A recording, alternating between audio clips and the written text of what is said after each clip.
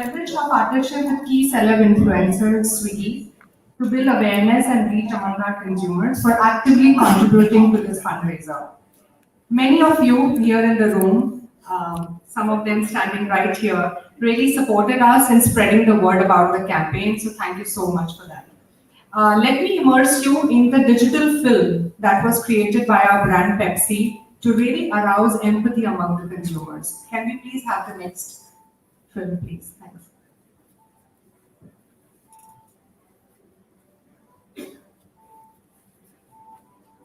वो restaurant worker जो तुम्हारे लिए हमेशा एक्स्ट्रा फ्राइज लाता, साथ में ज्यादा दोस्तों को देख कॉम्बो ऑफर बताता, जो तुम्हारा भेजा फ्राई देख के बिन कुछ कहे एक chilled Pepsi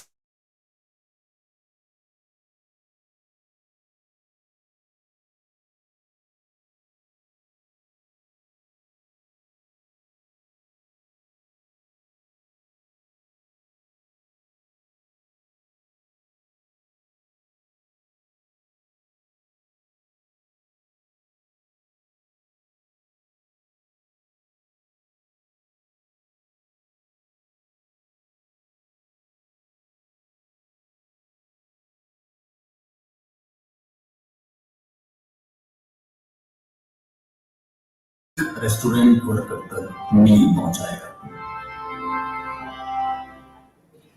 I hope this film would have surely touched your hearts like it did with our consumers. Together with NRAI and ecosystem partners, we worked as one team with one dream, which is to garner 2.5 million meals for the restaurant workers who were unemployed and really in distress at that point in time. This wouldn't have been possible without the immense support of NRAI team and former President Mr. Anurag, who is right before us, who built this movement with same sentiment and passion as us. Let's hear his words through a reel. With the onset of pandemic, one of the biggest challenges that I saw coming our way was the human suffering. It was in two parts. There were people who were stranded in larger cities without jobs, without access to food, and so on and so forth. And on the other hand, there were people who were losing the jobs and they did not have enough resources to support themselves. On the first part, while we, as an industry, we came together and we started distributing free meals to lots of poor people, we could not ignore that being one of the largest employers of human capital in India, we had lots of people who were losing their jobs. That's when Pepsi came into me and they said, we want to do something together, which was very heartening to see. And we said, okay, sure, what should we do? We brainstormed, we thought, and then we said there is one segment which requires a lot of support. These are the people from our industry who had lost their jobs. People who had jobs at least had food on their plate. We weren't sure if these people had, enough fuel to keep their kitchen fires burning. And that became the focus of this campaign that Pepsi and NRAI did together. To begin with, we decided on giving them, instead of money, ration kit, which was good enough for a family of 5, 4 meals a day to last for 30 days. And with that theme, we actually picked up every region, what do they need from food, what do they eat. There are certain regions that are rice eating and wheat eating, so on and so forth. We finalized that, we found a channel partner who could supply to us, and then we generated the list of people from our fraternity on people who needed this help. Together with Pepsi, we reached out to 5,500 families, and we multiplied by 5 people in the family, and the meals through the day, it translated to 2.5 million meals. That's massive. That's massive, and that's what we could achieve in partnership with Pepsi. This was a commendable effort. This was hugely commendable effort, and I think it is one of the most beautiful examples of how people who are associates in the business can come together during a crisis and make a huge difference to the life of the people who may not have enough resources to combat the crisis. And I'm very, very glad, very, very happy we could bring smiles to the faces of these families. And I'm very, very thankful to Pepsi that it helped us reach 2.5 million meals to the restaurant employees who had lost their jobs. A beautiful, beautiful, beautiful experience. The Pepsi team was absolutely great. We brainstormed, we argued, the typical things. But end of the day, what matters is we achieved what we had set out to achieve. And thank you, Pepsi, for all that you have done for us. And I wish you all the very best. We should do this more often. Absolutely. Thank you so much, Anurag and NRAI team. This journey has really inspired all of us on the power of partnerships and how together we can join hands, not only during a pandemic, but always to achieve the impossible. Pivoting to today, we are a passionate team hungry for more strategic partnerships and reaching more consumers through food and beverage pairings. My PepsiCo team, along with our bottler team, is right there with me behind. As the evening unfolds, we look forward to meet and greet many of you and expanding our partner network. Have a wonderful evening ahead. Thank you so much for having us here. Stay safe and have a happy Diwali in advance. Thank you so much.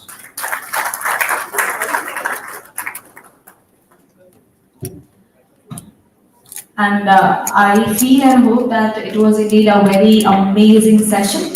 And not even that, we are having one more very eminent speaker, and he's literally going to tell you about his experience. And yes, I'm talking about Jetpack.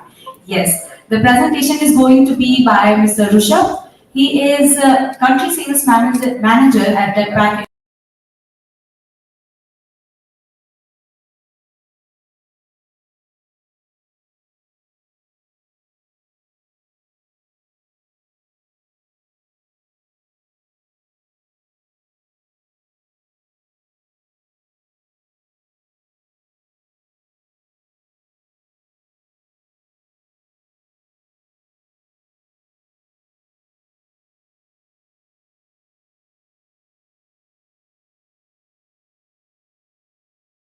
Years across the globe, we have been growing and giving back to communities where we operate, and such a fabulous platform has been given to us within 3 years being present in India. So we are very thankful for that, and we look forward to work with you much in a stronger and a deeper way to serve the communities that we service.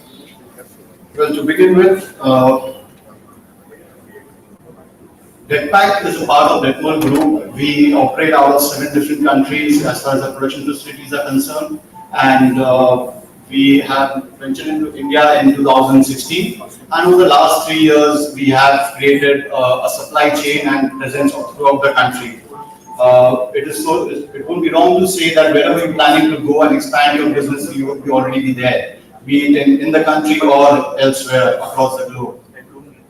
It is a family-owned but process-driven organization, and we provide a lot of value, and sustainability is one of our key winning factors as far as packaging is concerned. The group is divided into 4 different companies. We are very agile. In the first phase of the pandemic, we had developed the capability to produce 1 million masks within 45 days. That is the agility that as a group that we have. And even in India, we have partnered with government agencies to provide them PPE kits and do various other social activities.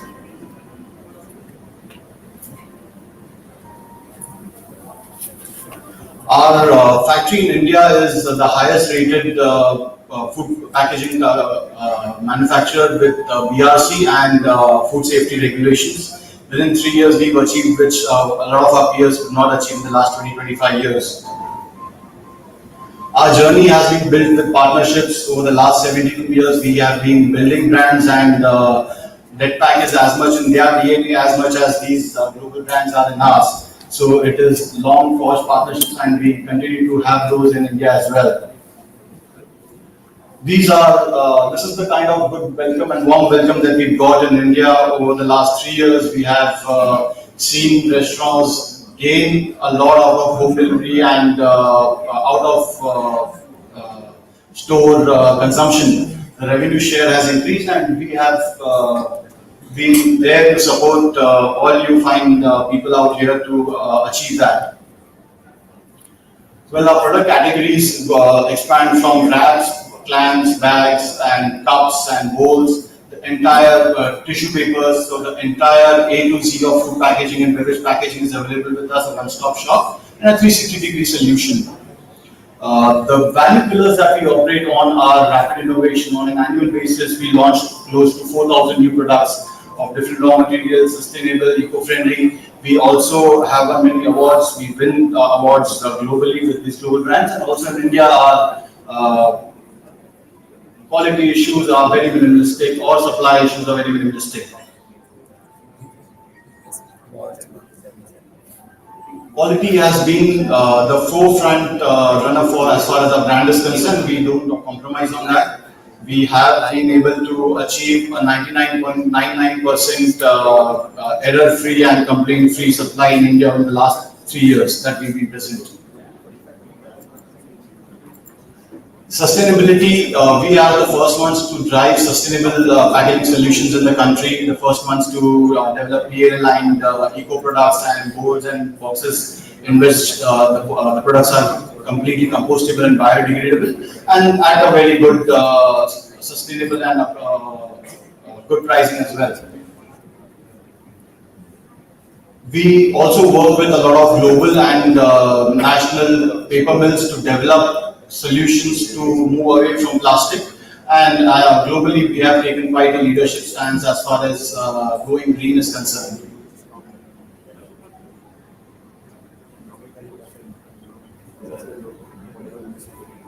Innovation has been our strongest point, and we consider ourselves ahead of the curve because we innovate, because we provide a solution which is made from ground zero according to your needs and with your partnership and inputs in the same. So we have a dedicated team in Australia and China which develops solutions and not products to address your pain points and address your needs. So I'll run you through a quick video for you to understand it better.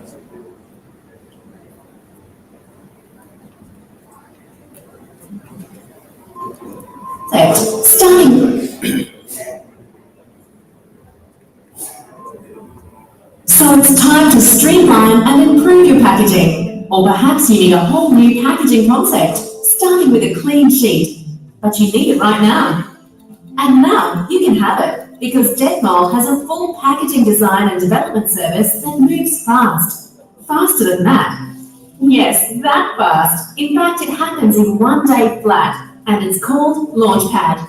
Detmold Launchpad offers lightning fast turnaround time, plus maximum innovation for amazing designs that take off quicker than you ever thought possible. And it works like this. You come to us with your goal in mind. Detmold Launchpad puts your thinking in the same room as our creative team, so your thoughts are instantly being discussed in a live session, either face-to-face, over the phone, or online with the people who'll design and create what you need. With ideas agreed on, we create your design immediately. And with the design finalized, we print it with your artwork and make it right there and then.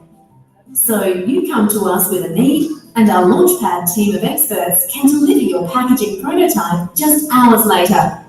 Walk away with prototypes for market testing. Or if you're overseas, you can view your design online and we can dispatch prototypes the very same day. Once you've tested it out in the marketplace, we'll make any tweaks you need, and the result is the final package design. It's out of your head, in front of the experts, and into a world-class production facility instantly. It's 18 months worth of R&D distilled into one amazing day. Launchpad. It might just be the most creative, productive experience you have all year, and it only happens at Detmold.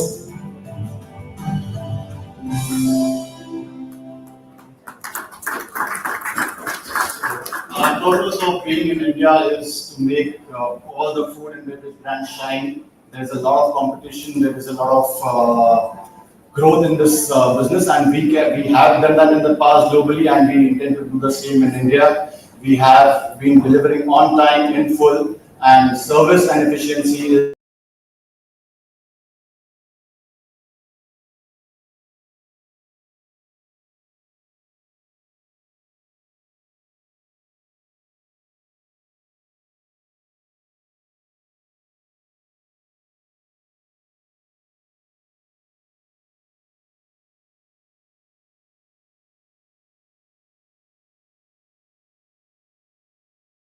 evening. Thank you.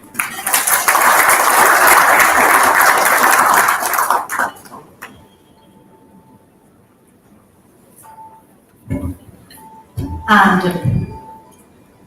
the next speaker is going to be from none other than .pay. The brand certainly needs no introduction, and the personality who is going to speak is, of course, Mr. Anurag Gupta. He has a decade-long experience in building financial services business. Not even that, he was a vice president and business head at PayU for omni-channel business, and he is a very amazing personality. We all know about it. He is also the co-founder of .pay. So he's going to speak for a while, and I would be requesting you all to put your hands together for this very amazing personality. Can we all give him a big hands, everyone? Mr. Anurag Gupta.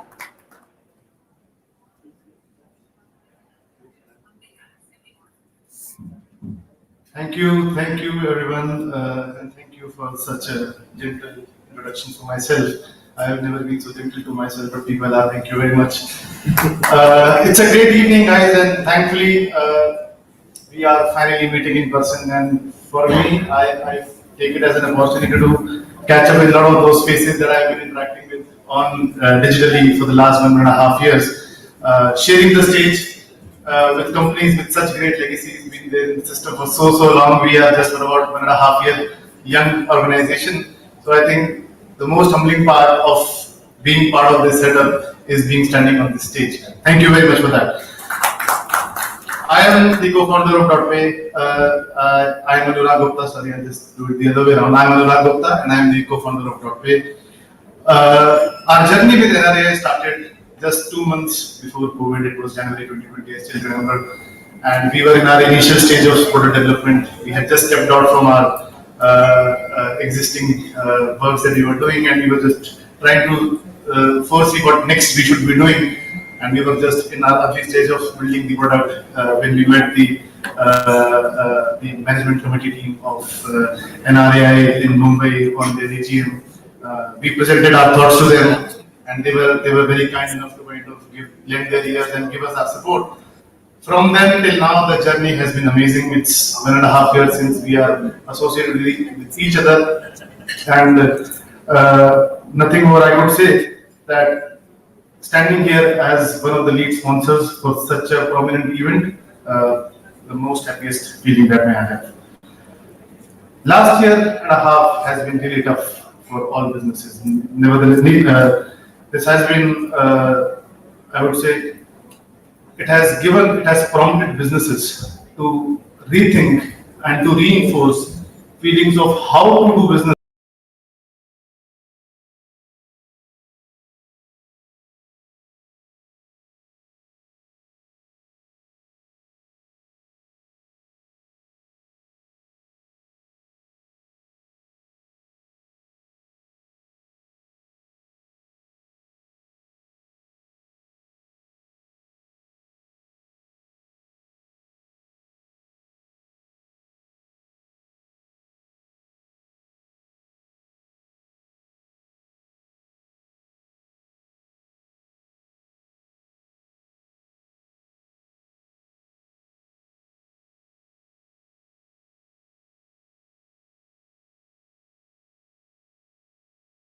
A consumer as well as in businesses that there is a power to go digital now. Demon taught every consumer in the country and every business in the country, small, big, large, of every size, to be enabled on digital payments. I'm sure you guys would have gone to the small stores and have seen them enabled on digital payments. That is the power of Digital India that has unfolded with an event that happened a few years back. And what this event specifically, COVID, has brought to our life is that there is life beyond digital payments. There is the real commerce that needs to unfold. There is a real digital commerce that, in my mind personally, I see as the next logical step towards Digital India. For F&B specifically, in my personal opinion, and I am no industry expert, I feel there are two major digital initiatives that requires to be unfolded. It is .pay who is doing it, or it is somebody else who is doing it, is question number two. But the point that is there for every F&B business, in my mind, is that they need to be on omni-channel commerce and they need to be strong on consumer insights. When I say omni-channel commerce, a business which is dependent on a single channel of commerce has a lot of dependency, and the way digital is unfolding in the country, it is evident, and I think it is important for every business to be present on all platforms to be able to cater to the consumers. Second of all is the consumer insights. It is very, very important for every business. Tech first companies strive on consumer insights. Physical first companies lack. And I think it is time for every physical first company to learn the behavior of their consumers, to understand the consumers whom they are serving, and to understand what are consumers loving, what is that these consumers are loving them for. So this is what, in a nutshell, in my opinion, two digital confrontations that any F&B business needs to focus on, and precisely the reason why .pay exists, and precisely the reason why we are into this business. We are here to digitally empower businesses with whatever possible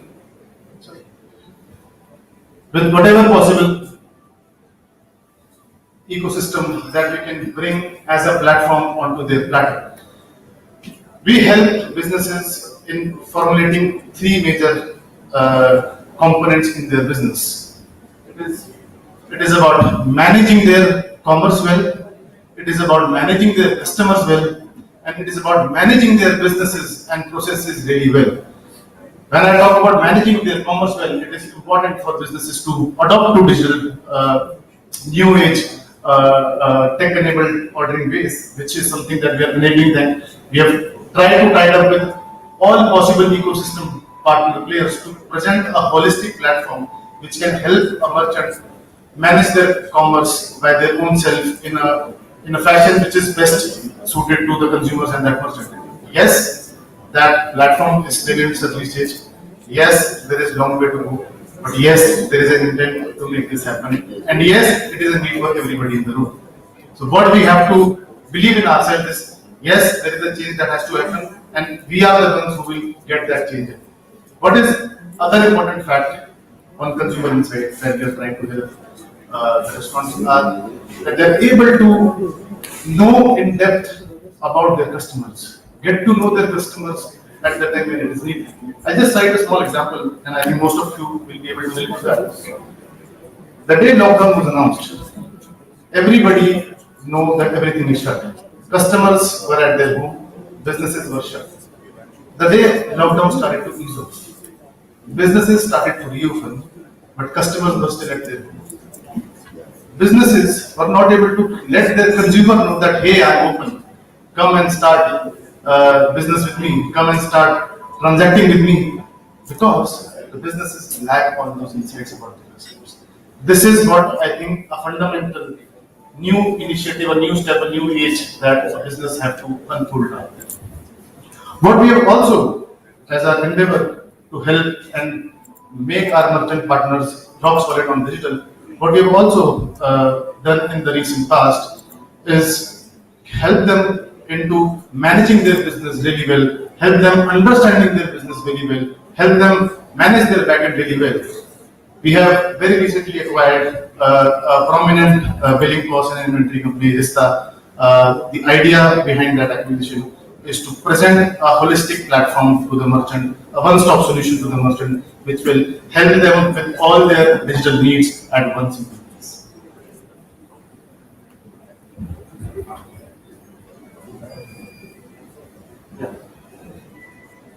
So it's moving.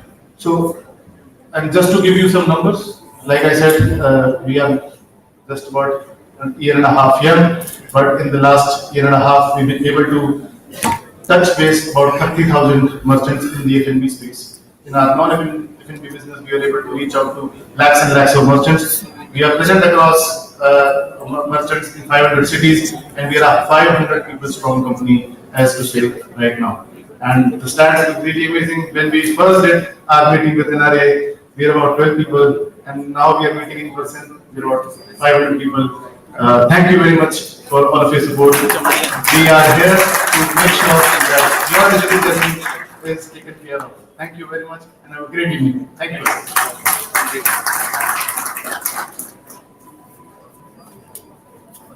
Thank you, sir. Thank you so very much.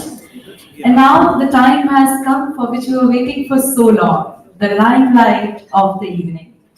And when we talk about this is going to be very special for each one of us, and we are going to be very privileged to acknowledge and to see something very exciting which is going to happen. And for that matter, we are having with us the personalities who have been a part of NRAI since so long.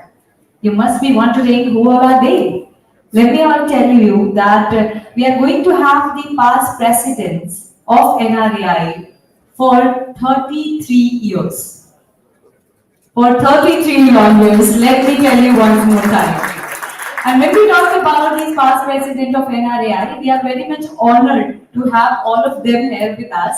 And they are going to unveil the NRAI COVID Impact Assessment Report. And for that matter, I would be requesting the presence and of course with your round of applause, Mr. Lalit Nirula. He served as NRAI President from 1988 to 1997. Can we have you here? Also, we are having the presence of Mr. R.N. Kukreja. He served as NRAI President from 1997 to 2003. Can we have you here? Also, we are having the presence of Mr. Sunil Mehrotra. He served as NRAI President from 2003 to 2006. Sir. We are having the presence of Mr. Vikram Bakshi. He served as NRAI President from 2006 to 2009. Sir. We are also having the presence of Mr. Sameer Kukreja. He served as NRAI President from 2009 to 2014. We are glad to have you, sir. We are also having the presence of Mr. Riyaaz Amlani. He served as NRAI President from 2014 to 2017. Glad to have you. We are also having the presence of Mr. Rahul Singh. He served as NRAI President from 2017 to 2019. Thank you so much for coming. Please come ahead. And we are also having the presence of Mr. Anurag Katriyal. He served as NRAI President from 2019 to 2021.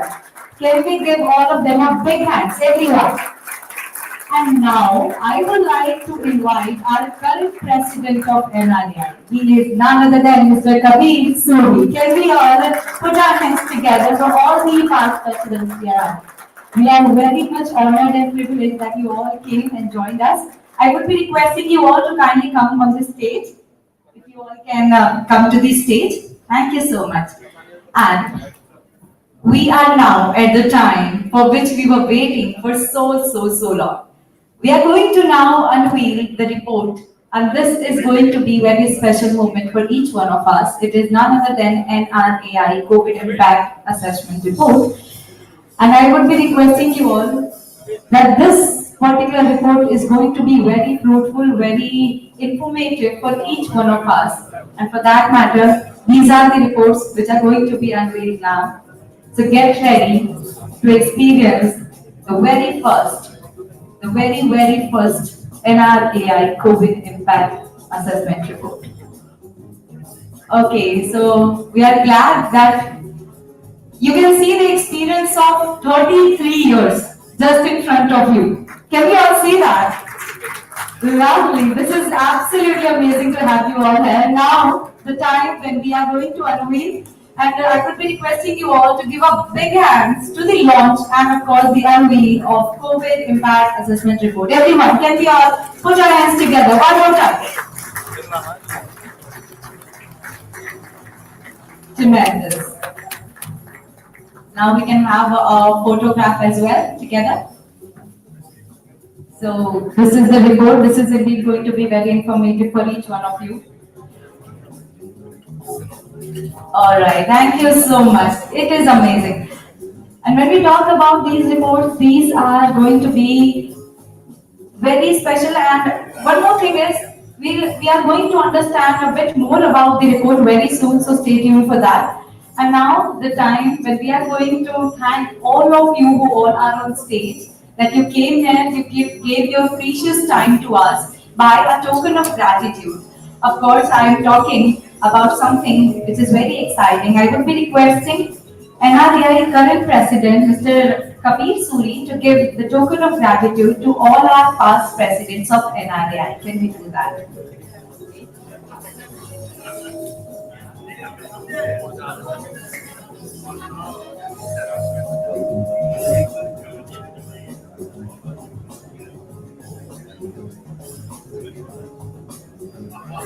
Thank you so much for coming.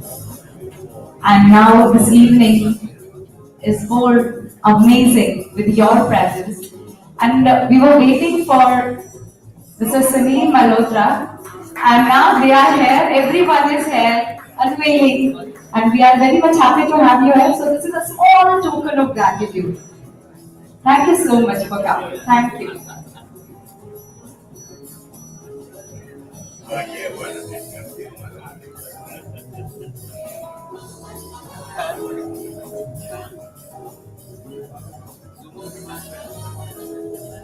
So आप जो stage पे देख रहे हैं वो पूरे 33 साल है, 33 साल का एक्सपीरियंस आप सभी लोगों को दिख रहा है. And I must say that NRAI is here at this place because of all these personalities we are here, we are having on this stage. Actually, lovely. Thank you so much for coming. And we'll be having some more time. We'll be talking to everyone out there. But now you all can have your seats. Thank you so much. All right. So now is the time for having an understanding of the report, of course. And for that matter, I would be requesting Mr. Nitin Saluja. He is founder of Chayos and NRAI Managing Committee member. He is an IIT Bombay graduate. Nitin Saluja realized very early that the role of chai is very, very important in an Indian, actually. And when we talk about his passion for chai led him and his friend Raghav Verma to play and start Chayos. And he is indeed a very amazing personality we are having. So he will give you all a better understanding of the report, and I hope that you are going to get a lot of knowledge through him. So let me request Mr. Nitin to take over. Can we all put our hands together, everyone? Thank you so much.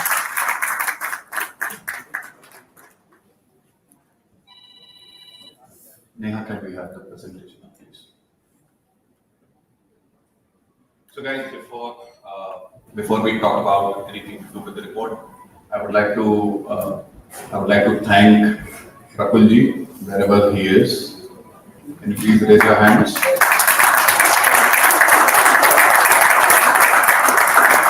So I would like to thank Rakulji, Neha, Grover from NRAI team. This report would not have been possible without infinite hours that these two people have put. Is Pranav here? Pranav Rumta? No, he is not. Okay. Pranav Rumta is the other force behind this this study that has been possible. Thank you so much, Pranav. Neha, is the Technopack team here? Oh, hey, Ankur, Priyanka, Neha, yeah. So Ankur, Priyanka, Neha, Jain, thank you so much, guys. Thank you, and your extended team. Thank you so much for all the hard work that you guys have put into making this real. I think what we have faced over the course of last 18 months odd needs no introduction. It actually needs no numbers. It needs no reports.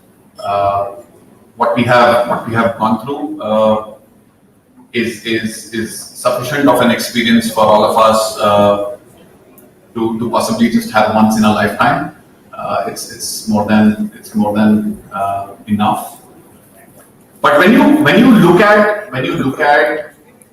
just a summary of how things have evolved over the course of last 18 months and how much real impact it has caused to the industry at large. We all are very aware of apna dhanda kitna upar kitna niche, किस महीने में क्या हुआ. We are very clear about that entire timeline, month by month, certainly quarter by quarter. We are very much glued on to it. But when you look at the kind of impact COVID has created on industry at large, I think it then starts to take deeper seat into what we have just come out. And frankly speaking, today sitting here, we should all be feeling super blessed that we still are in business. We still have a shot at going back to where we were pre-COVID, and further growing from there. So, starting with that, while there's a presentation out here, I will try to just go with a. I will just try to go with a timeline of different events and different metrics as they have panned out. So a very 30-second brief about all these things. The impact that COVID has had on the GDP of the country, the impact that COVID has had on restaurant industry in general. Some of the key trends that are emerging out of it. The impact on the government exchequer. More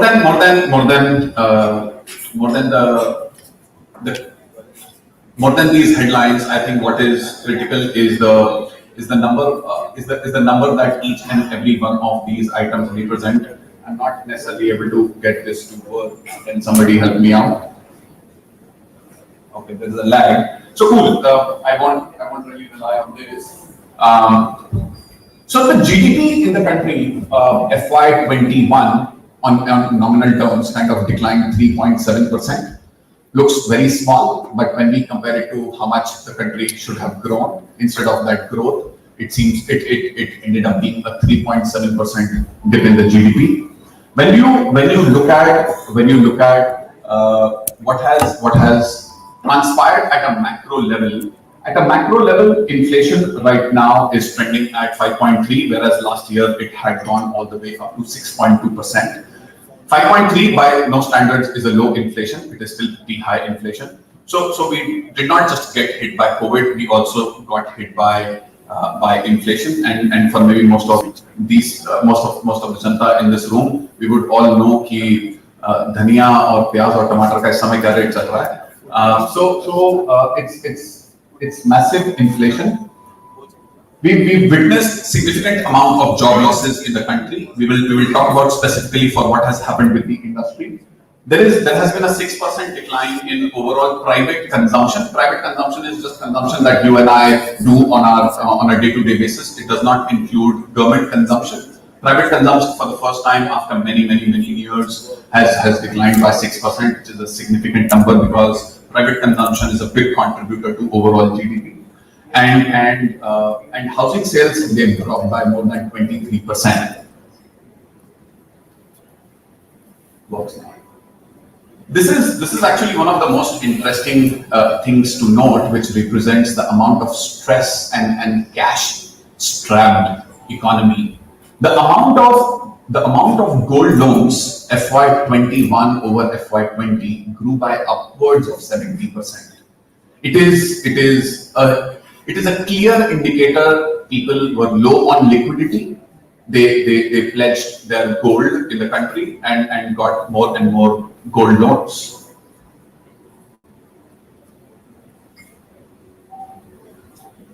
Talking about our industry in specific, we talked about what the country has gone through over the course of last 1 year due to COVID. We'll quickly talk about what has happened in the industry.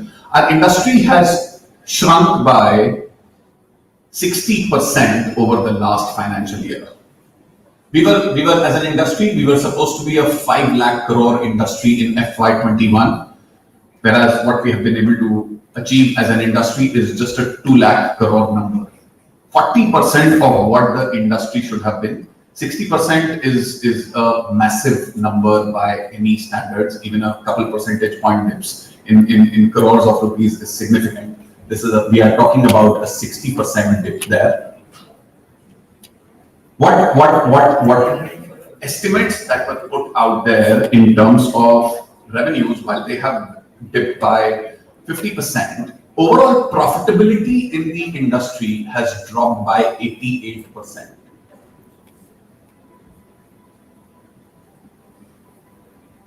Some of the items that kind of never, a number that never goes out of my head is the amount of unemployment that has been created due to COVID. We as an industry in FY20, we employed 75 lakh people, and as an impact of COVID, 23 lakh people out of 75 lakh people lost their employment, which is about 30% of the entire workforce that was employed in the food services industry lost their jobs. Another number that never leaves my head is a 25% closure, permanent closure of restaurants across the country. Huge numbers when you just think about them. Again, we are blessed to be in this room, but there are many of those who had to shutter their businesses due to COVID. When you get to take a look at this report, what you will realize is that while we as an industry we've thoroughly suffered and we are coming out of it, the government has also been equally impacted at the same time. The direct taxes that the government or the GST collections that the government would get from the industry, they also subsequently shrunk by nearly 50 to 54%. Both on direct tax front and the GST front. There has been a significant impact on the indirect, the partner ecosystem. We had people from TechPack, we had people from Pepsi, we have Technopack, we have DotPay. While most of the partners to the industry, they have been negatively impacted, there have been certain beneficiaries, some technology partners to the industry. For example, DotPay. For example, both the delivery aggregators, Swiggy and Zomato, they have been positive beneficiary of it as well. This simple slide shows what has happened to different industries, raw material suppliers, and manpower staffing suppliers, equipment suppliers, so on and so forth. For majority of them, it has come with a negative impact, and just the technology partners, they've been able to positively impact from it.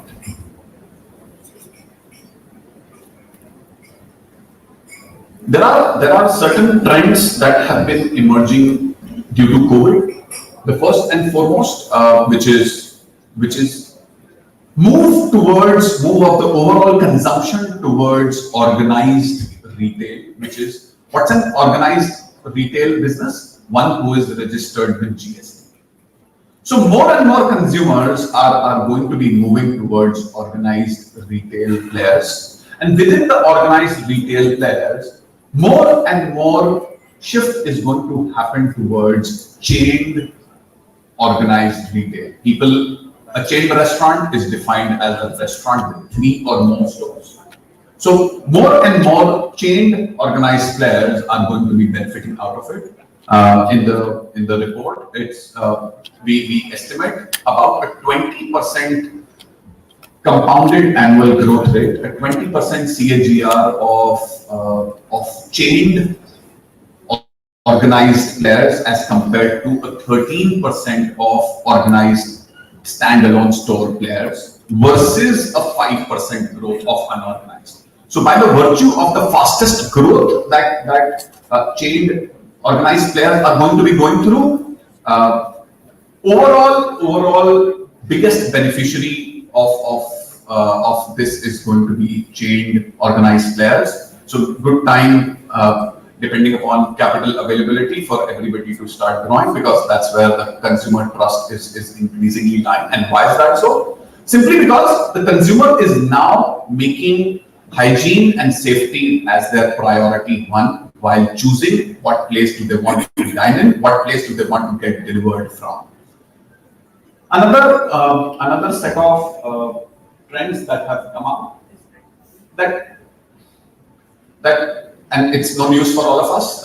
Ordering in has become a normal thing, which was earlier not necessarily the thing for many organized players. It is now a thing for everybody. People have launched virtual brands and multiple of those virtual brands in order to be able to have multiple revenue streams.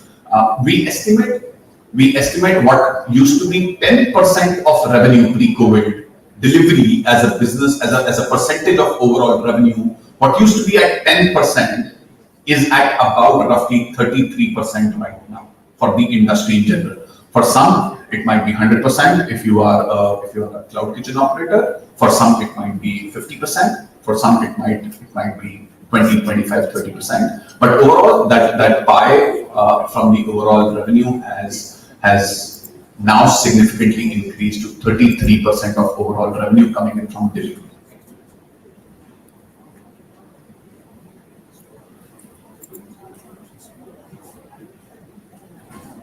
I'll just pause on this slide for a minute. During COVID, we were all expecting a lot of support to come in from the government. We just put a snapshot of different kinds of supports different governments have been able to provide to the restaurant industry in general. Support kind of gets classified into three buckets. One, business support, one, demand stimulus, and the third one is regulatory interventions. While you see that different economies have reacted differently, all the major economies ended up supporting food service industry by giving some business support or by giving a stimulus for overall consumption. For example, UK came out with a proposal to, not a proposal, UK implemented a policy to give certain pounds, I think it was upwards of £800 a month for unemployment, and which in turn prevents the demand from going down, and therefore is a demand stimulus initiative. There were initiatives by US government to support their restaurants that could not operate for a certain period of time due to COVID, with simple monetary sums being transferred to their bank accounts. So a lot of different governments did a lot of things. There were certain things done by our government and some other institutions as well. A lot of people took benefit of the RBI principal deferment scheme that RBI came up with. Bombay High Court is right now, if I'm not wrong, the matter is sub judice, but the license fees have been waived off for a certain period, and yeah, certain similar things that some of the other state governments have done, but maybe not something what would have really moved the needle, that would have really acted as support for the industry at large. In the report, we make certain recommendations to the government. The biggest of all is, please allow input tax credit. Please give our industry input tax credit. Our friends in the managing committee, they've been very regularly pitching with different members in the revenue department, in the finance ministry. Every quarter we have some representation being made to different group of ministers that are responsible for GST. It's the biggest needle mover for our industry, and I hope that we will be able to win this battle and be able to secure that. Second for us is within the ease of business umbrella to allow businesses to operate 24/7. That's our second biggest ask from the government. It helps us move the needle further significantly. So most of the asks that we put down from the government, they allow businesses to within food service industry to grow faster. And once we have an opportunity as a cumulative industry to grow faster, be it faster store growth if input tax credit is available to us, be it faster revenue growth if our businesses become 24/7. Any of those kind of initiatives that help us grow faster are our demands from the government. A detailed list is available in the report. I would just like to summarize by saying that we are a significant GDP contributor as an industry. We are a significant employment generator as an industry. It would be our perpetual ask from the government, and it should be each of us our individual perpetual ask from the government to be able to just push for these few foundational, let me call them tectonic changes that the industry really requires in form of input tax credit and 24/7 and a few more. I think we should be, if we are able to secure any of them, we will be in a very good situation as an industry. It will allow us to grow faster. That's how I would summarize it. I would just request Neha to float the link in different groups where you can download the report from. Neha, if I'm not wrong, the report is free and available for everybody to download, correct? Correct. So it's a free report. Please feel free to send it to your IAS friends. Please feel free to send them with a food delivery order to whosoever you think can help us with our causes. Thank you. Thank you.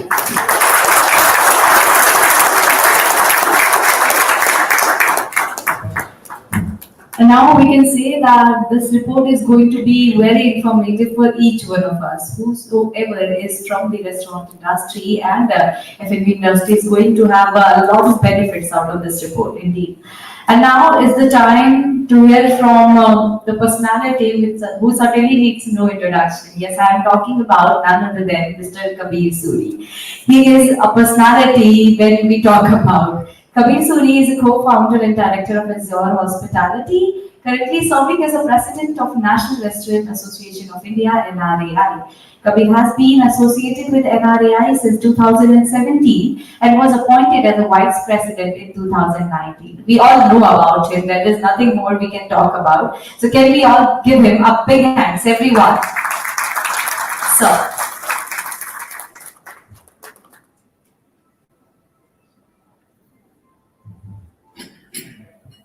First of all, good evening.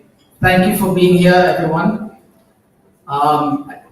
We have people here from Hyderabad, from Chennai, from Calcutta, from Mumbai, from NCR. So thank you guys for making the trip down. Thank you very much. I'm also very grateful and for our founding members and trustees to make the time to be here with us. So thank you again for all of you who have taken the time. It's an honor to have you all here, so thank you. I would like to thank the sponsors, the media, and the NRAI Secretariat who are helping us launch this report and host this roundtable panel discussion tonight. So thank you guys. The last 18 months, as you know, have been quite a roller coaster, and obviously Nitin, through some of the synopsis that he shared with us today, and obviously that's further detailed in the report, which is available to all. We'll obviously spell that out and show you the pain that we've all gone through. So it's not something that we have singularly faced. I think we as a fraternity, we as a community have all dealt with the last 18 months. And we together are going to come out of it and have come out of it and are gradually going to get stronger. So for that, to being together and to fight through this together, I think is the only way forward. Yes, most of our businesses have pivoted. Yes, we have seen new revenue streams and new angles of how to generate and sort of pivot our existing way of working. And I look at this as a sort of positive and opportune time for us to go and look at the brighter side of what we faced. I would also like to, before I invite the panelists on board, on the stage, would like to take a minute of silence in remembrance of the people that we've lost, part of this fraternity. Some are very dear and work with me very closely in Delhi, some across India. So I would like to honor them for their service to NRAI and for them to be, a colleague and a friend. So I would just request everyone to just hold a moment of silence for them, please.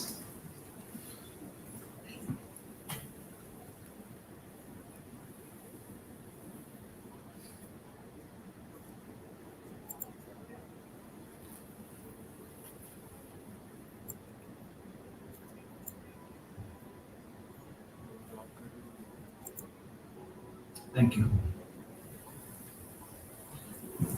Now I would like to invite our esteemed panelists and hosts for tonight's roundtable conference. I will begin with our past president, Mr. NRAI, please. Zorawar Kalra, please. I'm sorry. You're in my line of view. Riyaaz. Sorry, you're going to do that? Go ahead. Please, Well, we all know about the personalities we are having on the stage. Yes, I am right. And when we talk about the personality, the first most would be, of course, I will be talking about the moderator of the panel. He is Mr. KunalVijayakar. Can we have you here on the stage, sir? He is a broadcaster, food writer, author, actor, and a television personality. We are glad to have you with us. We are also having the presence of Mr. Manish Mehrotra. He is a corporate chef of Indian accent. Can we have you here on the stage? He reinterprets nostalgic Indian dishes with an openness towards global techniques and influences. We are thanking you for coming here. We are also having the presence of Ms. Rashmi. She is founder and CEO of FreshMenu. Can we all put our hands together for her? Ms. Rashmi is the founder and CEO of FreshMenu. FreshMenu started with its first cloud kitchen 7 years back and pioneered the cloud kitchen business in India. So she is the founder and CEO of FreshMenu. We are also having the presence of Mr. Riyaaz Amlani. He is CEO and MD of Impresario Entertainment and Hospitality Private Limited. Can we all put our hands together for him? And we are also having the presence of Mr. Zorawar Kalra. He is founder and MD of Massive Restaurants Private Limited, counted amongst one of the youngest and successful restaurants in India. He has amalgamated a passion for Indian food with his natural business acumen and a rich heritage spanning over 4 decades in the Indian culinary space and hospitality industry. This is none other than Mr. Zorawar Kalra. Can we all put our hands together for all the panelists we are having? Now heading towards the panel discussion, you all can have your seats. And giving the mic to none other than Mr. KunalVijayakar to take over. Thank you very much. Thank you very much. I had planned huge introductions for all of you all, but since our wonderful host has already done that, we shall skip those introductions. I must say thank you very much for inviting me to moderate this panel. I really like this chair, if I may say so. Can I take it home with me? It's really comfortable. Okay? The report we heard was actually quite grim, and I'm hoping that that the discussion that comes out of this panel today will give some sort of silver lining to the dark clouds, and throw up suggestions, things that we can do to sort of combat what the whole industry has gone through for all this time. So this title, the title of the panel is Creativity and Resilience: The Road Ahead. and we are here to discuss the road ahead post-COVID. Now, one of the terrible sort of bits of information that came out of the report is the amount of people who lost their jobs, and above all, the amount of restaurants that are shut down.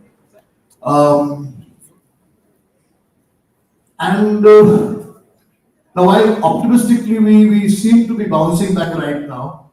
Things seem to be opening up. Cities like Mumbai have allowed you to go on till late in the night, unlike the 10 o'clock deadline that was there. People are expecting that in the next month, 2 months, maybe things will come back to about 80% of normal. The issue is that there is a lot of damage that has already been done. And so how do we start returning to the pace that we have lost, say, in the last 2 years? Shall I start with you, Zorawar? I mean, it's a general question as to we've lost pace, but what is it that, how do we sort of start picking up the bits and pieces and people are coming back? It seems like people are coming back, but what is it that we can do? Thank you so much. Very pertinent question, but first let me congratulate Kabir, Sagar, Neha, Prakulji, and the entire NRAI team for putting together such an incredible report. I think they all deserve a big round of applause. They work day in, day out, and they've done an incredible job. And thank you for this information. It helps us to reassess our businesses and to also reach out to the powers that be to ensure that some progress can be made and some kind of support can be lent to this already beleaguered industry. So you're absolutely correct. The numbers are very dire. 25% loss of people from the industry. But one thing important to consider is that we're the second highest employer of human capital in India after agriculture, with about 7.5-8 million people. 25% loss, that's 23 lakh or 2.3 million people. That's a lot of people, that's a lot of livelihoods, and it's perhaps the biggest crisis or the biggest damage that has happened as a result of the pandemic. I think it's a huge, huge issue.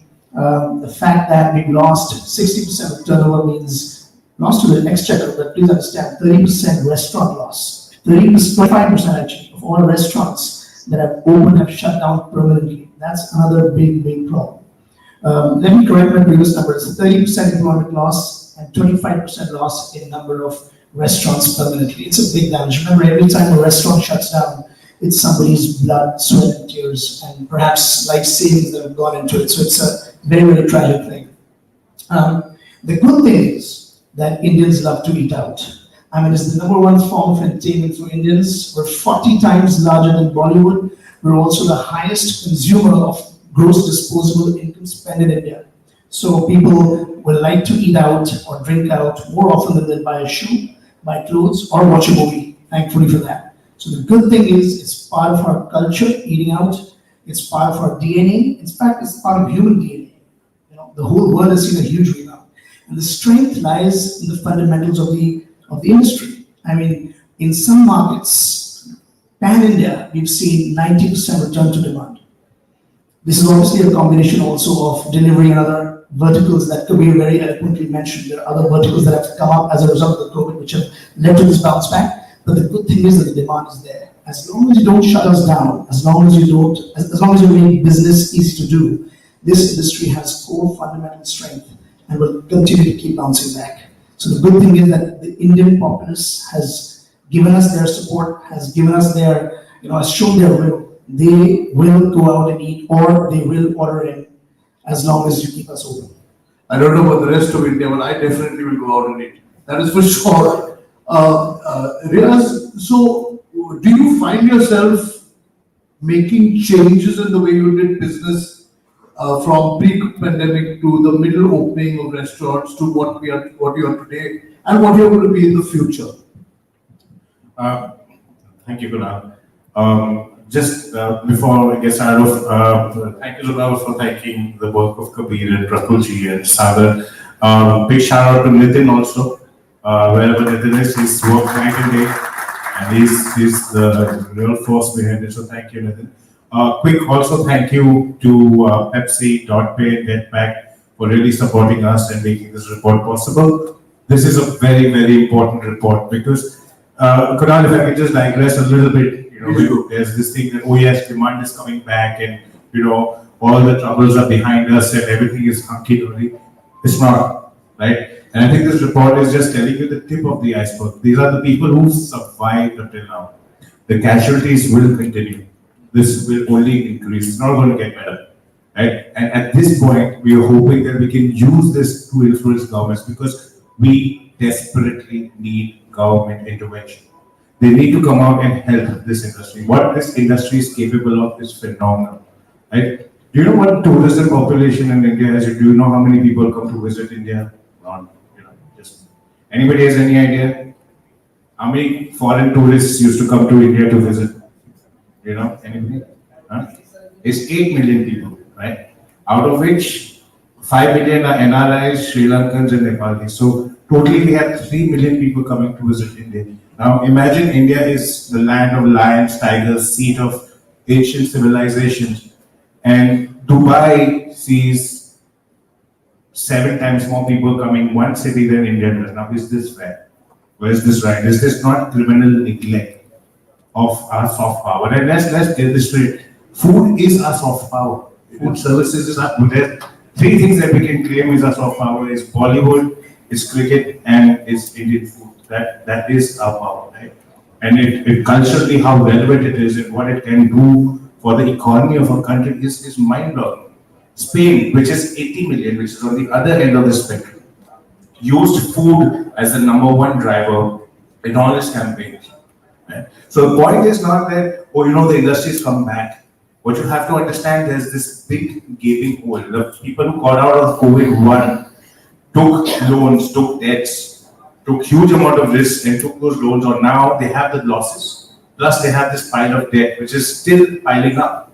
It's not, we still haven't come out. We still have 50% restrictions on our table seating. We still have a capacity, we still have timing restrictions. So it does not make any sense. You want to spread out the time, you don't want to compress the time. Okay, you see, Delhi things are fine, but in Bombay, they're still only serving till 12 o'clock. In Bangalore, you're only serving till 10 o'clock. In Chennai, 11 o'clock? Is that right? So it's ridiculous that this is happening and there's an immediate need that the government steps in. We can all say yes, the industry, Indian customer will come back and it's not going to be okay.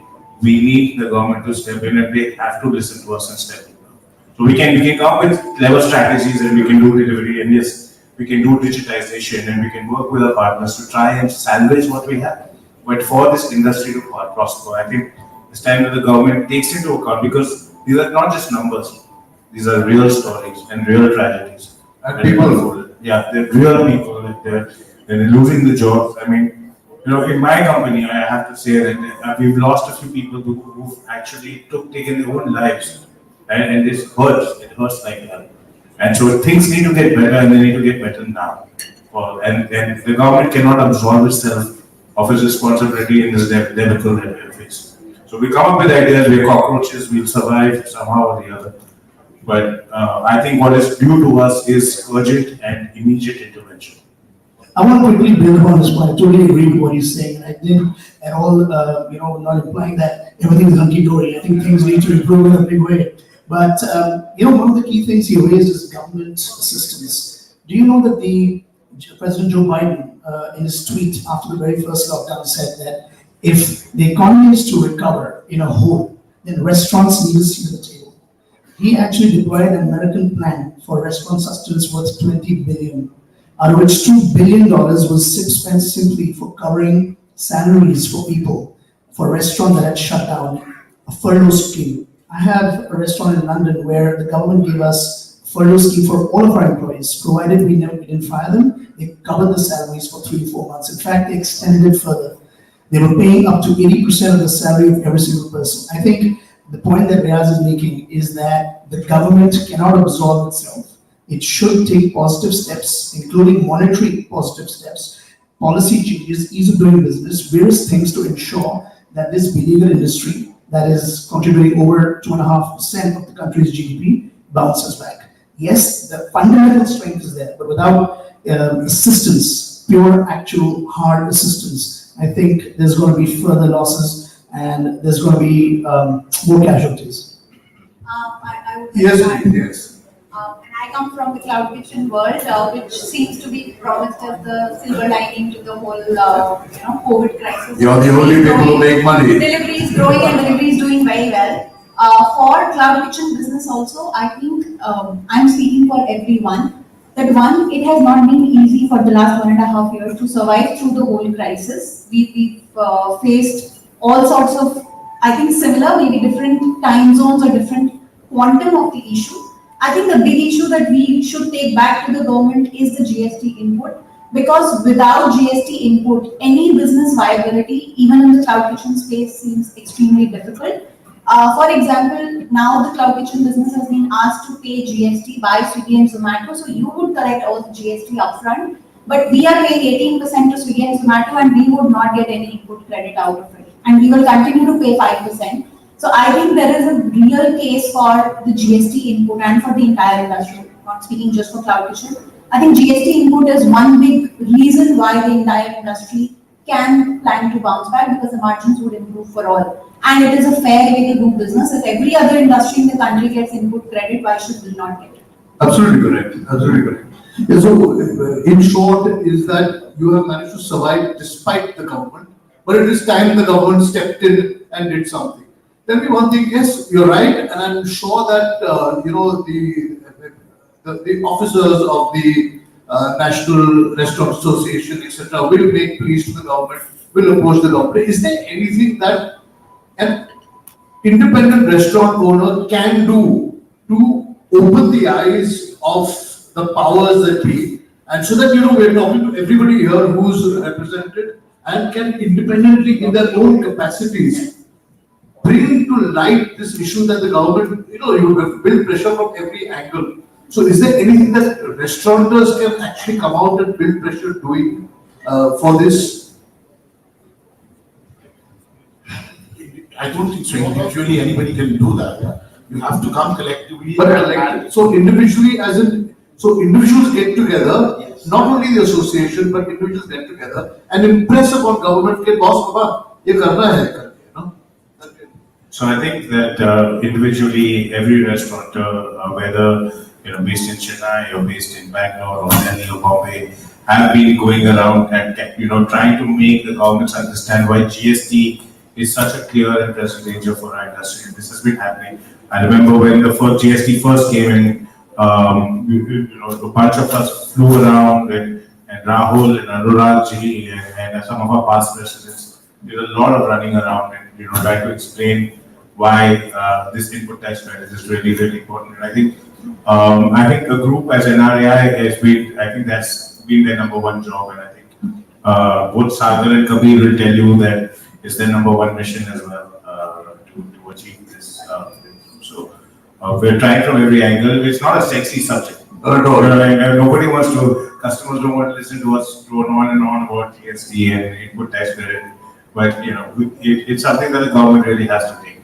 Fair enough. So I hope somebody is going to get this to the government. I hope that people who are watching it online can also spread the word and the government gets to hear about what the needs of this industry are. Great. So this became a damn serious discussion. So I'm finding it very difficult to segue out of here to something a little bit more sort of creative. But when I use the word creative, you the one chef on the panel here. So chef, tell me, creatively, do you see yourself making changes to your restaurant? Things that, okay, let's put it two ways. What, besides having to shut down the restaurant during lockdown, was there anything you did during the lockdown that you could do? And what do you plan to do now that things are opening up, hopefully? In the last 2 years, we have seen the growth of cloud kitchen and deliveries, and the restaurant, which they considered themselves, they will never do delivery. They also started doing deliveries. And in terms of quality of delivery improving, that also helped. And I think Zorawar never thought he would do a burger, and I tried his burger, and it was a fantastic burger. So that's what I'm coming from you. That makes my day, month, and year. Day before yesterday,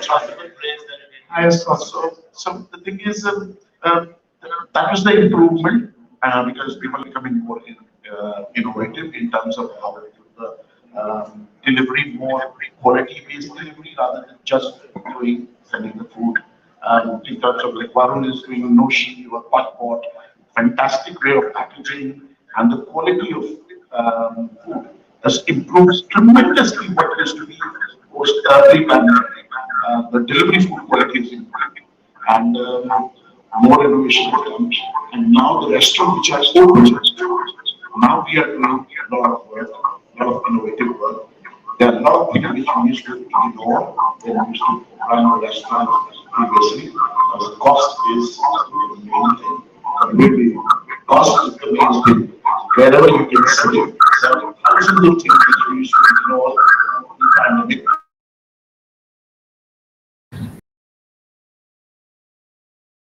It's very, very now important.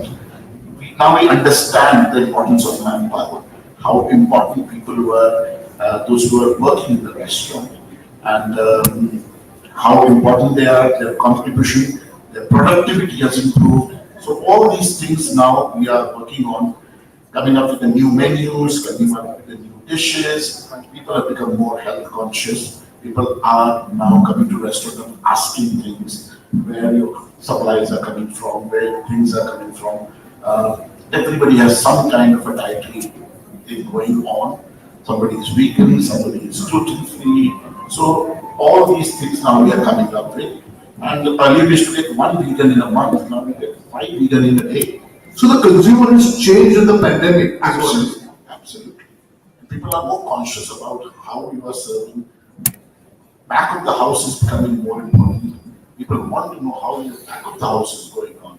What sort of things you are doing in the back of the house, not in the front of the house, what you are doing sanitizer or this, whether your employees are Vaccinated, kitchen is clean, all that. So people are becoming more aware of the whole infrastructure of the business and the hygiene and everything. So that way, I think that's the only bright thing I saw after pandemic is that people will become more conscious, yes, and the restaurateurs, everyone, towards all these things. There's one more very exciting thing that I saw along with what Shani said. Totally agree with that. Dietary habits have changed. One more very positive thing amongst the Indian consumer, they've become a lot more patient. They've become a lot more patient. They're not howling and shouting, giving out our staff. They become more sensitive to the trials and tribulations of our industry. They understand the pain that we've gone through. They've also, and a very big silver lining, they've started tipping better. Indians were notoriously bad at tipping. Tippers have doubled, tipping have doubled, and our employees are super happy about it, right? Because that tip goes straight into their pocket. Nobody fights about service charge. So there have been significant behavioral changes in the Indian consumer, many of them for the better. Okay, I'm going to come to you because I want to ask you something about delivery and cloud kitchens. But back to the restaurants restaurateurs for the moment. Are you finding people willingly coming back? Do you need to do anything to entice the customers to come back again? Are you having issues with social distancing in a restaurant? Half 50% or 70%? How is that working out? One, are people willing to come out and eat already, or are they still reticent slightly? So, yes, I think progressively we've seen, we saw that after the first wave, people were a lot more reluctant. But they came back, eventually. And I think you come back once and then, you feel that, okay, now it's safer. It's like flying.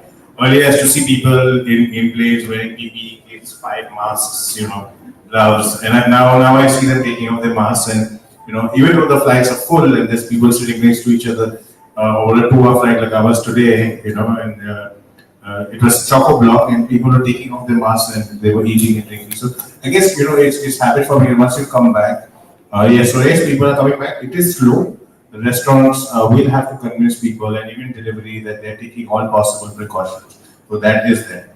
But however, these seating restrictions and, no use of bar, no standing, no dancing, these are still factors that are still impacting the restaurant industry. Especially a bar or a pub or, where you're hoping that people gather around and crowd. even a restaurant, there's a thing, you like going to buzzy restaurants. You always see two restaurants in a mall, and you'll see one restaurant which is packed to the brim with waiting outside, or the restaurant next door is empty but nobody waiting outside. So people enjoy just being amongst people, and I think that's one of the things that we've really realized is how social we are and how big a need that is in humans. So I think that the social aspect of a restaurant is often ignored, sorry, treated as a food space, but just as the fact that you want to be amongst people and celebrate your life and your moment amongst people. And I think that that's very important. So yes, it is taking a while, but in the second wave, we saw that confidence came rushing back. Even though we were more impacted, I think that the confidence that restaurateurs are not spreaders of the disease, and that they're taking all the precautions and double vaccinated and wearing masks. And I think all that has played a big role in bringing customers back. But now that they're back, I think they are a lot more confident. Great. You all spoke about takeaway and home delivery. And I know when I met you this evening, I said you had a great time, but you said no, because your organization was actually doing deliveries to offices. And because offices were shut, it impacted you as well. But you never thought of jumping on, because restaurants also, I don't like to use the word jump on the bandwagon, but you have to do things to survive. You never thought of doing the home thing, because restaurants were doing it. You guys have the whole infrastructure put in place. You all never did that? So food for home? Yeah, food for home. Yeah, today, I think 80% of food that is right now going out is going to homes, but these are people who used to order us in office and are now ordering it at home. Okay. So for us, I think the challenge was the product, single serve product was built out a lot more for the office consumption or the use consumption, which I think in a family setting, people were preferring either, and our learning was people were preferring to order what they don't make at home. So the pizzas and biryanis, for example, is what you don't make at home, would do really well. I think with post the second wave, we have seen a big surge in people coming back and seeking to eat healthy, because I think everybody is now trying to get off the kilos that they were I put 12 kilos in the lockdown. So I think right now there is a need back for everyone to think about eating healthier at this moment. But I think between indulgence, between things that people don't make at home, is what we saw was really working through this period. But what would you advise, say, a normal restaurant? So you guys are in that sort of business. We only do cloud kitchen. We're not doing any dine-in or take-away. Correct. But say like Manish's restaurant. Okay? If you had to start doing deliveries in the middle of the pandemic, because there was no sign of your restaurant opening up, and I don't know if you did them or not, do you think you have to change the menu, change the way you are presenting your food, add simpler food to your sort of repertoire? Yes. From Indian accent, we didn't do delivery. Correct. Indian accent food cannot do justice on the delivery platform at this point of time. But from Comrade, we did delivery, and we had to tweak down the menu. Yeah. The amount of components we add in one dish has to reduce, of course, because it will not carry very well. But you have to come up with the innovative menu so that the quality of food remains good, because whatever you're cooking, it is getting to the guest after 1.5 hours. Yes. You have to make sure it lasts. No, I saw 5-star restaurant, 5-star hotels like St. Regis. Even the Taj launched a Cuban app. The Oberoi was doing home delivery boxes. So some of them wanted to, so like the Taj was doing from their favorite restaurants. So dishes from Golden Dragon and whatever the other restaurants are. Whereas a hotel like St. Regis in Mumbai decided that let's do regional food boxes. So we'll choose one cuisine for a weekend and 3 days and full, say 2,000 rupees or 2,500 rupees, which is not bad for 3 people. Say East Indian food, one full meal, or there was Onam came and Sadhya was sent and all that. Did you all at any point think that you want to sort of look at your menus? I know you started a burger, which was I think a great move during lockdown. But what happens to food that you would normally serve in a restaurant and food now you are forced to send home? And even if restaurants open up, would you want to let go of that market which you might have created of a home delivery which you were not doing earlier? So firstly, let me tell you, I was very disappointed when you did not start delivery. Okay, I really wanted to. I know the Daulat ka chaat would not have traveled well, but the dal muradabadi and the blue cheese naan would have. So I was really looking forward. I remember I was very excited the fact that Dampukht at the ITC started delivery. There were many times during the lockdown where we would actually go there because they didn't deliver. I live in Gurgaon, they couldn't deliver there. We would actually drive down, and sometimes they were so busy that we had to wait in the parking lot for an hour just to be able to get that nihari and the Dampukht biryani. And it was fantastic. It traveled very well. And stuff like what Manish does at by the way, top 50 restaurant in Asia, top 80 in the world. I think that's a big, it's a matter of pride for the whole industry. So restaurants like Indian Accent and Masala Library perhaps cannot deliver food, but we don't see necessarily the need to do so from every single restaurant. I think some restaurants are better, the charm, the romance should remain alive. You don't have to force it, the food is going to go bad or the presentation is going to be lost. Farzi Cafe, for example, for us is very successful in dining, but somehow for delivery, we don't get a great response. And I think part of it is because people expect the food to be presented in a certain way. So they don't know mentally it's not registering as a delivery product. So I think you should not force an issue. The market will decide. Better to go venture out and build brands that can work in that field. I think that's also sometimes you have to show restraint and not just jump onto every bandwagon. And one more thing, like restaurants like Indian Accent, Masala, Farsi, we don't have a separate kitchen. We have to do delivery from our own kitchen. And the type of kitchen what we run with the type of equipments, it is very different from the cloud kitchen. And to run that kitchen, the cost of running that kitchen, I don't think so. Delivery will be viable. Not justified. So that becomes a problem. I have a question for you. I mean, since so many restaurants are jumping onto your domain, which is which you set up, which is cloud kitchen, do you feel like now you should also jump onto the restaurant domain or never ever? No, I don't think in food you say never ever, but I think they've realized that we've built DNA of the company is a delivery business, right? We were very focused from day one that we will not even put, takeaway or dining close to that, because I think it was the focus was how to pack food very well, how to make it travel very well, how to find the use cases and locations where customers would come for delivery, right? And I don't think they're ever saying that the restaurants would fully go away because customers would only eat in. Because I think eat-in frequency itself is so low, we are expecting the whole delivery business to keep growing and whole eating out business to keep growing. Because I think there's so much more opportunity for, I think the big reality is customers are cooking lesser at home.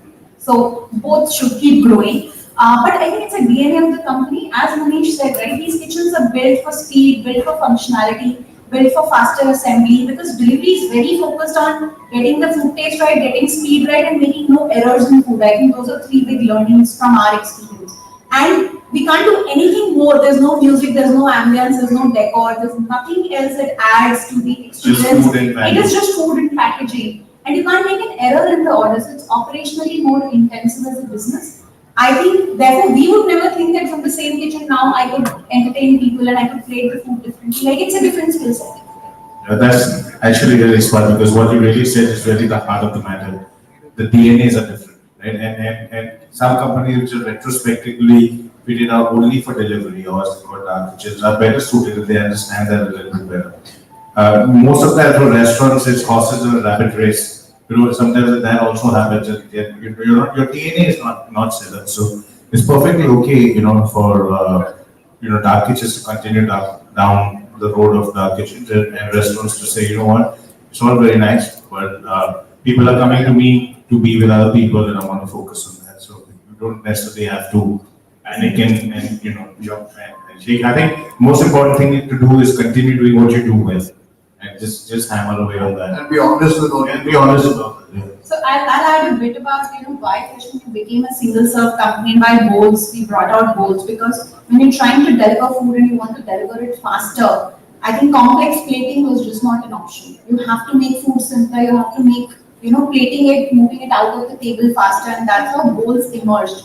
It was a necessity which drove that innovation. And I think if somebody asked us to do a restaurant dine-in out of the same products that we do, we'll not be able to turn over the menu to that side. Yeah. But now, and this is a question to all of you all actually. So is this, and it's coming from an amateur, okay, so I'm not, I'm just asking questions. So is this whole multiple brand thing a way that everybody should sort of look into to sort of, hedge your bets while you go along? Like some brands will survive, some will not. Is it a thing? Please. And then others to add in. See, I think India में खाना taste के लिए बिकता है. So there is nothing else, no brands, no labels, nothing would change the game till you first get your food right.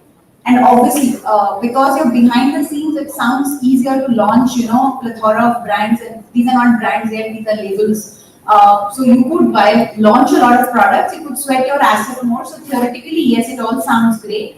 But I think every kitchen, every company, same comes back to DNA. If your DNA is to make premium food, if your DNA is to make a particular style of food, I don't think you can suddenly start making vada pav and start becoming the king of vada pav in the city or in that hyper-local market. So I think the fact is that virtual brands have made it easier to go and offer a menu to a customer, but till it is right. And for making a brand, a living, breathing brand, you will have to do so much of work and so much of time. So I think it's a lot more theory right now. All of us are trying our hand at it. But the reality is there is no playbook to launching 20 brands from a kitchen. And these are still labels, and you can keep churning them. Every year I could craft 20 new names and put 20 new product ranges out of it. But first thing is food has to be there.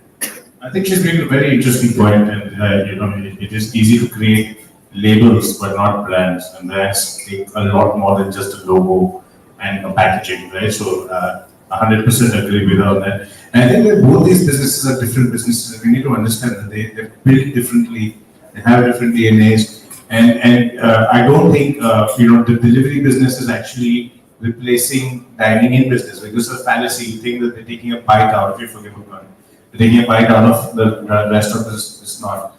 Delivery business is taking a bite out of the kitchen. It's a kitchen placement, and it's finding a little joy. So मतलब घर में सब्जी बनी है लेकिन दाल यहाँ से मंगा लेते हैं, या मैं घर पे के now I want to have variety, let me call for a single serve box. So it is actually kitchen replacement, but the need to go out and to be out there and to celebrate life, and to be social and to be amongst your friends and to celebrate your job, or breaking up, whatever you want to celebrate. That is very, very different, and delivery is very different. And, I think that they're both going to grow, because, like she correctly said, dining in frequency is also very low, and so is ordering in frequency is also very low. So both these businesses will grow parallelly and with each other, and not just despite each other. Another question that comes to mind is people, staff, employees, people who've lost their jobs. Now, I hear two different sides. I hear chefs telling me that we can't find jobs, and I find restaurateurs saying I can't find chefs. So, where is the truth in this whole thing? And they say because of the pandemic, okay? It is happening. See, most of the workforce which comes to work in places like Delhi, Bombay, and all these places come from outside. And during the lockdown, everybody went back and started doing something else. And now getting them back is a big task. That is why we are at the moment, most of the companies started rehiring. Businesses now coming up, people have started rehiring, but it is getting difficult to get people, because people from those who have gone back, all of them are not back in the city. And sometimes I don't think so. Few of them, they want to come back also, because the hardship they have faced in this 1.5 years is that much. Now they are scared, and they want to be there in their house at a safe zone. They don't want to come back, So it is. So it's a problem. It is a problem. It is a problem. You find the problem in London, in London? Very, very good question. In fact, it depends on geography a lot. So firstly about India, I 100% agree with Chef that a lot of our people went back and they found their, their ancestral farmlands very enjoyable and less full of ambiguity and less full of the fear of losing your job, right? A lot of them did not come back. The biggest challenge right now for me, for our company, and I'm sure for the industry at large, I'm sure for Riyaaz who's expanding, is finding the right people. We're literally having to plan hiring 2 to 3 months before the restaurant is scheduled to open. Earlier we could have gotten away with 45 days, hire them and train them for a month and you open a restaurant. Now, if we don't start the process 2.5 months before in India, we're probably not going to have full staffing. And good thing is that staffing is per restaurant has not reduced significantly. So even though there has been some leanness incorporated into the restaurants, the number of people that every restaurant employs is not that far off from what it used to be in the pre-COVID times. On the other side, however, what I've noticed overseas, huge issues. Obviously, some of them are exacerbated. In London, Farzi, we're facing huge shortages. There's huge amount of demand and a very little supply of staff. We're losing people. The Brexit hasn't helped. The Brexit means a lot of the people from other parts of Europe, especially Eastern Europe, are not coming in. So there are huge challenges there. The biggest challenge I'm facing in Canada, we just opened in Canada 3 days ago. Incredible response, but an average Farzi Cafe kitchen has 16 to 20 people in the kitchen. Here we have to do with 6. We simply don't have the people. They come in, they see a busy restaurant, they bounce. They literally are bouncing on a daily basis. We're losing people and having to work very hard to hold on to them. So it's a lot to do with geography. And there we're having to do with a fraction of the staff that we would typically want to run with. So people are working longer hours, it's tough on them, but it's heavily dependent on geography. But yes, good to see that at least employment is returning with more and more restaurants opening up. It will come back. Will the same number of people, exactly the same number of people for a restaurant remain? Maybe not, and that means those people either have to, find other streams or look for newer restaurants to open. But that's part of what the COVID has kind of taught the industry as well.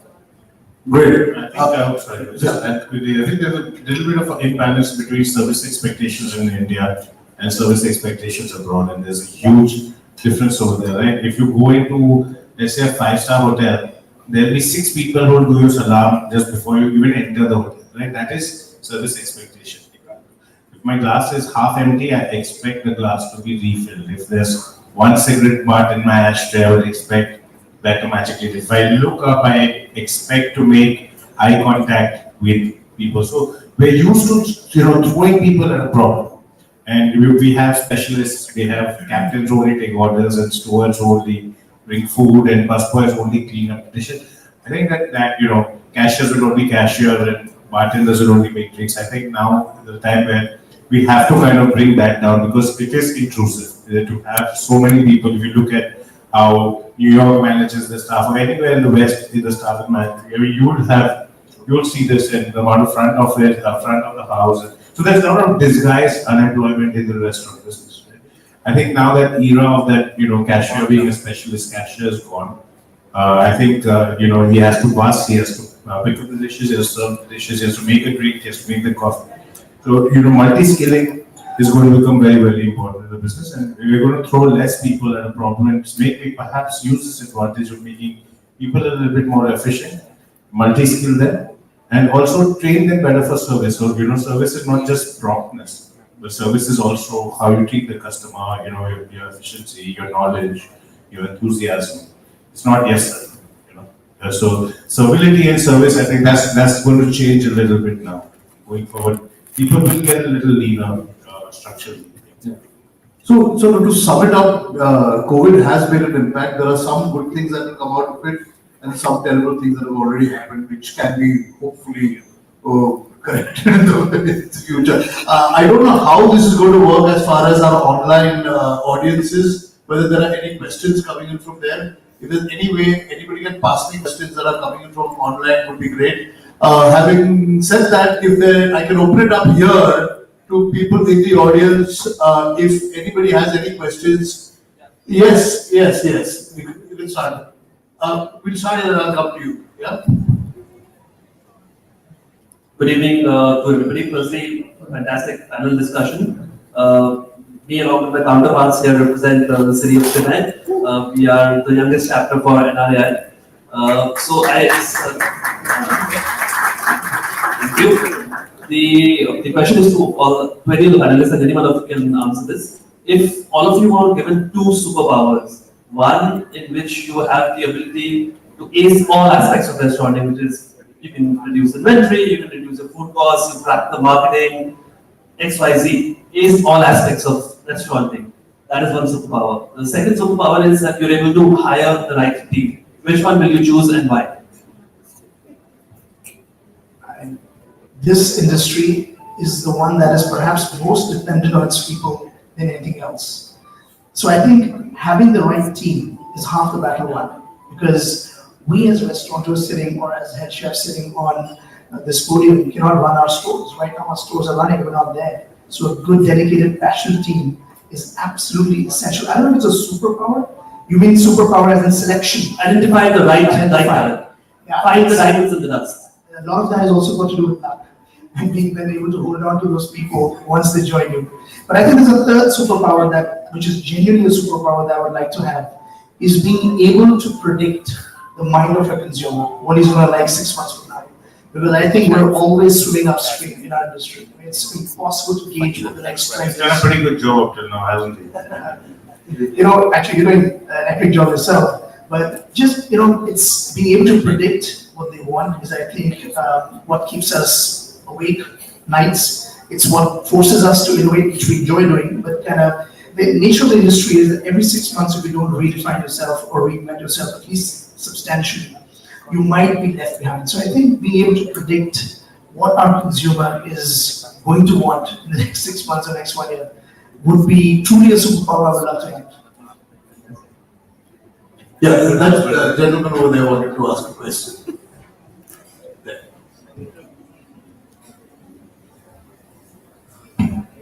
It's all right, my voice is good enough. Please, yeah. Thanks, Zorawar, thanks, Riyaaz. Really very lucid description of the situation that we are facing right now. Now, you were talking about the human resource crunch. Where do you think is technology going to help you in mitigating this crunch?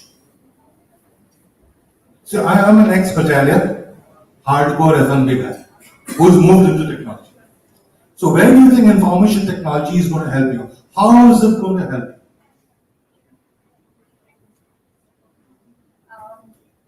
So I think a couple of places, and especially for us, I think technology enables all forms of, what we do with the business. But for recruitment, I think there are now upcoming platforms which have allowed us to look and use technology to hire. For example, all people who have gone back. How would you establish contact and referral hiring, which has typically been industry staple? I've at least been here for 7 years, and most of the times you're hired with referral.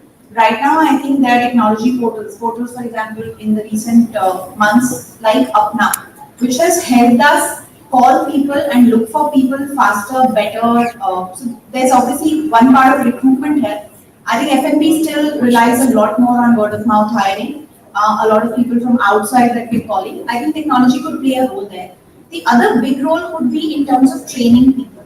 I think a lot of training, and especially with operations that run all days, there is no time to take a break and train or retrain or reskill people. I think the real need is to reskill people and not have specialists and have people do multiple jobs. I think technology could be a big enabler. Right now you see all people, even someone who comes from a village is good at using a smartphone. So using apps, using technology on training people could be a big changeover as well.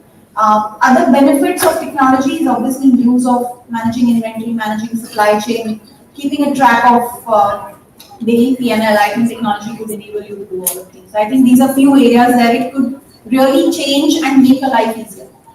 I was looking more at Riyaaz and Zorawar's mode of operations of business model, that is restaurants, hardcore brick and mortar restaurants, not cloud kitchens, where the HR requirements are a little different than a front of the house operations like what Zorawar and Riyaaz would be. What I'm talking about is like Riyaaz had spoken about, I think it was Zorawar, multi-skilling of staff. Because right now you're talking about 30% reduction in your workforce. And that 30% is not going to come back in a hurry because they are gone. They're not going to come back in a hurry. So now you got to manage your operations with 70% staff. How are you going to utilize technology to serve your guests? Okay, I'll answer that because we use a restaurant like Indian Accent Operation. If we get a very good platform for reservations, like at the moment we are using Open Table, which is not Indian, and we couldn't find any reservation platform which as good as Open Table and as vast as an experience as Open Table. So that is a perfect reservation system, which is because ours is a reservation-based restaurant. So definitely I can reduce the number of person if I get a very good, efficient reservation system. Second thing is the POS which we use. If it has become more user-friendly, whether the waiter itself, like London or New York restaurant, waiter itself does all the billing. He takes out the bill, he handles. It's done in India as well. I know. But the thing is, it's still, we can train more people in doing that, and it is more user-friendly. The type of system what we use, maybe there are different ones, but what we use, it is a bit slow. And in the busy operation, when you're handling guests and the cash and the billing and everything, it will be more helpful if it is more efficient system and less crowded screen and where you can easily manage things. So that will be more helpful if you have that. So what do you think of a system whereby the guest places his own order? The waiter does not have to come to the table to take the order. That we can discuss later on. Hello, good evening. Yes, This is Riyaaz.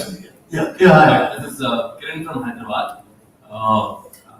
Firstly, thanks a lot. Fantastic inputs and insights from all of you in the panel. And before I ask the question, I would like to just correct my friend who said youngest chapter. In fact, Hyderabad, we are just born. So I think it was the pleasure of all of us being here. The youngest. Youngest, just born, yeah, absolutely. Firstly, what Riyaaz was saying about very nice point about servitude and service, civility and service. It's also in the DNA. Is it going to change? Is it going to help if you try to change it? One question. Second question is, it's fantastic that platforms like DotPay for diet ordering has come up. But from the cloud kitchen's perspective, the businesses are all coming in from the aggregators. The deep discounts, whether you want to give it or not, they will give it. So what tips do you give to cloud kitchens to shift a certain percentage of the orders to the diet ordering platform? Two questions, one to Riyaaz and one to Rashmi. Thank you. I missed my part of the question. Okay, civility and service, very nice point. But that's also in the DNA, it's, would it help us to change it in the business? I think, there is a need to sensitize the Indian customer, what we call guests, we don't call customers. There's an important need to get them sensitized towards treating staff with dignity. And I think, standing up for the right to get service charge, trying to create an atmosphere where they're treated with dignity, while your guest is always right, but you have to be able to support your team members also and give them the dignity in the job. So I think that is a larger issue, and restaurants themselves can work hard in actually creating an atmosphere where everybody who works in the restaurant does a job with dignity. So I think that is something that is important, and restaurants should address. And I think, in terms of what she said about technology, she's absolutely right. HR, ordering, so many different types of things that can really help out. And she's on the discount part, I think the reality is that the brand would have to be made offline. Swiggy and Zomato or any aggregator platform will not help you create a brand. Until you do not have a brand or loyal customers, you would not get control over your demand.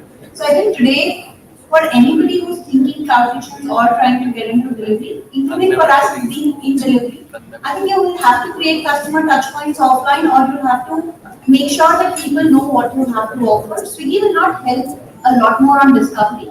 The good news is that the battle is hyper local. Every locality, every 4-kilometer radius is where the battle will be won. So you will have to have, I think the good part of delivery business also gets you a lot of data and a lot of feedback very, very quickly. So it could help you iterate and help you build what you need to do quickly. I think those are the insights. Unfortunately, all Indian e-commerce, there's a lot of discount at play.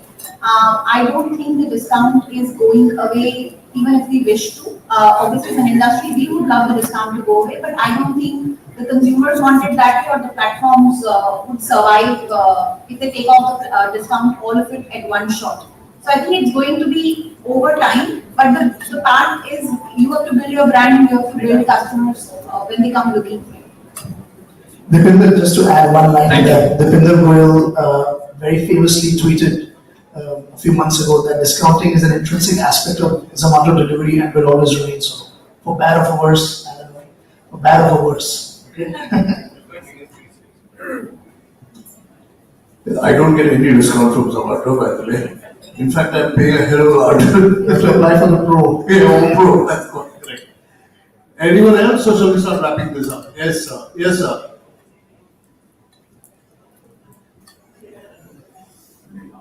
Good evening, everyone. I'm Captain Vivek Gopal from Devyani International. Thank you very much for the enlightenment, and it was a very jolly roundtable. My point is more from a licensing perspective for all the business owners here.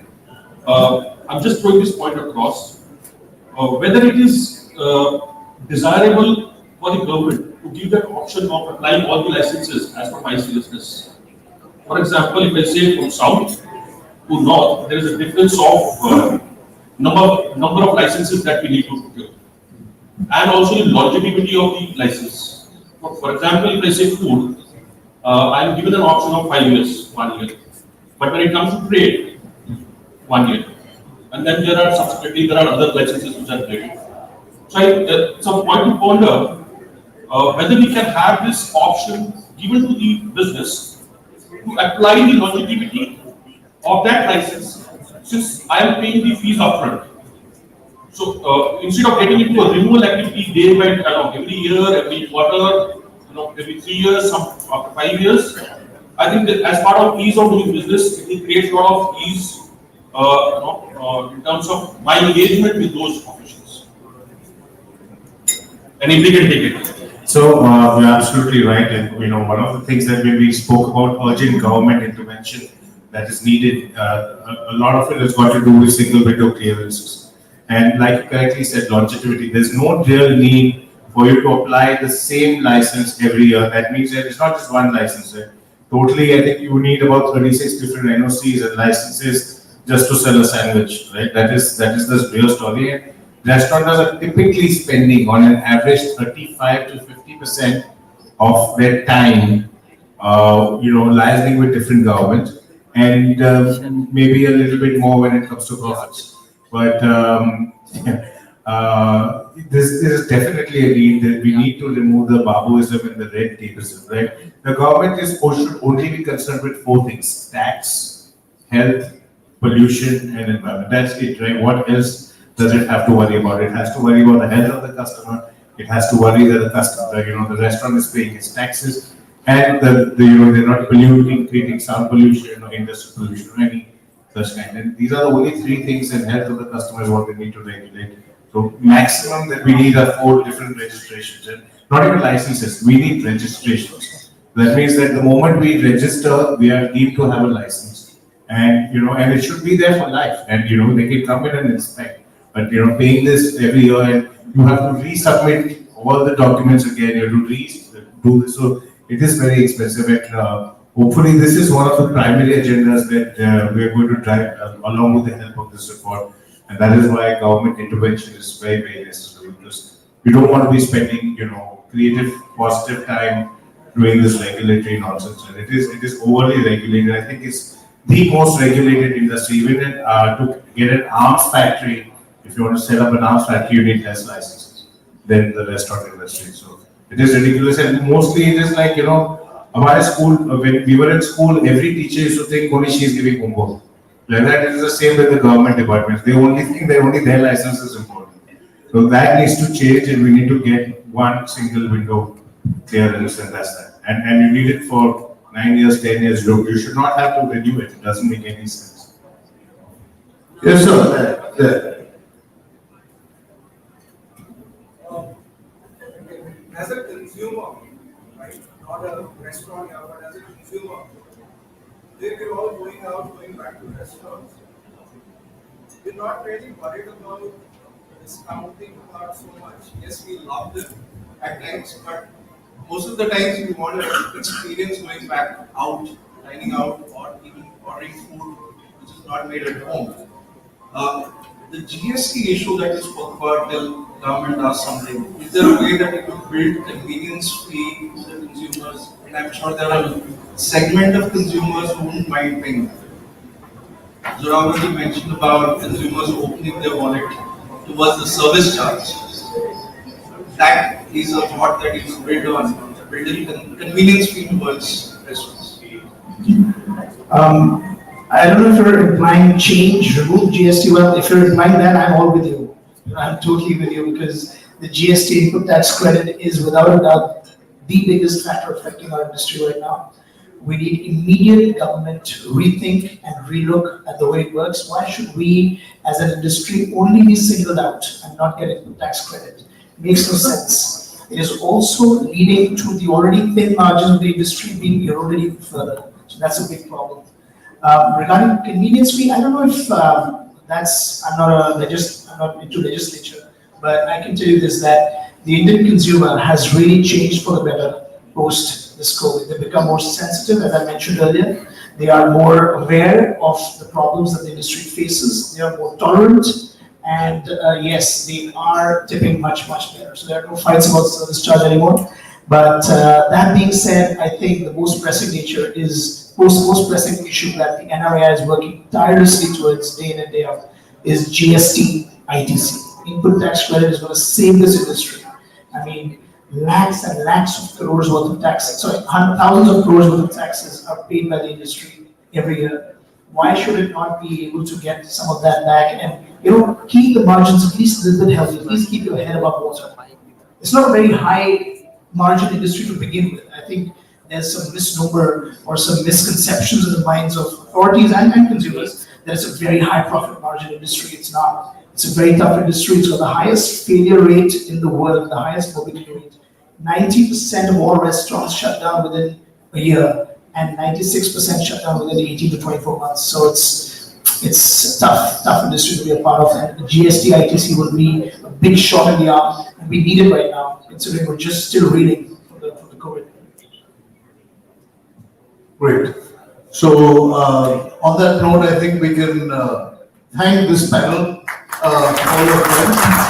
We had a very fruitful discussion. Thank you guys a lot, and pleasure, and let's hope that we can go out and eat and have a great time after this. Indeed, it was a very healthy discussion, isn't it? So now I would like to request Mr. Kabir Suri to kindly come up on the stage and express a token of gratitude to our panelists as well as the moderator. And I would be requesting everyone to put your hands together for each one of them who are present on the stage. They did a really amazing conversation, and it was a very fruitful discussion. Thank you so much.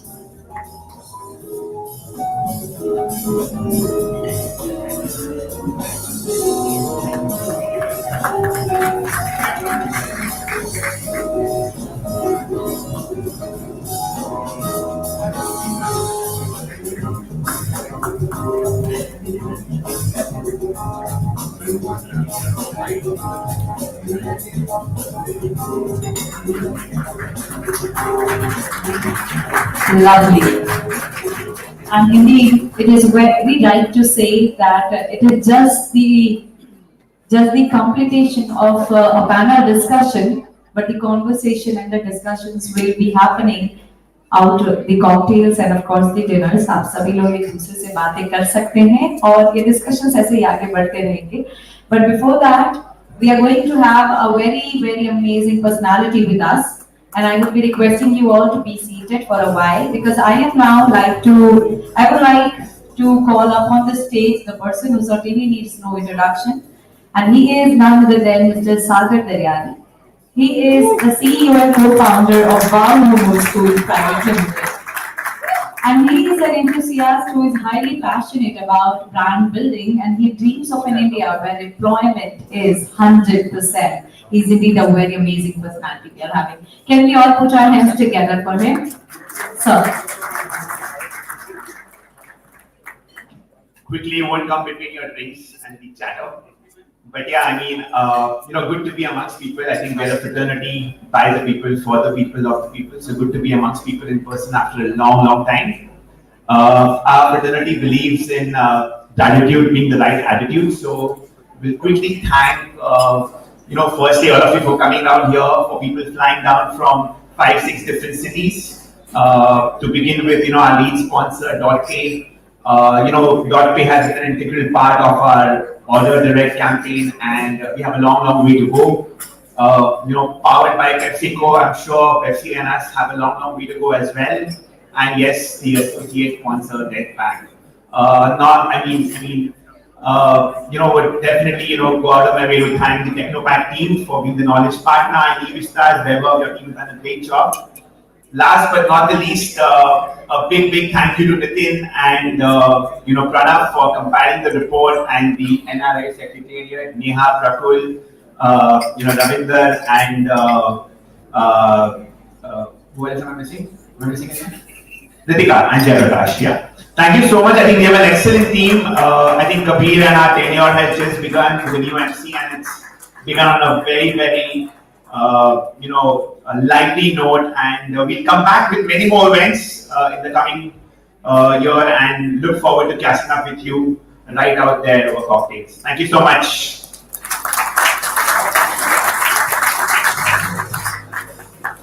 It was indeed a very amazing get-together. We are looking forward to such amazing get-togethers very often. And now you all can move towards your cocktails and dinner. You can meet, greet, talk to everyone and anyone out there. This was a great evening. We are hoping the best for all of you out there with this.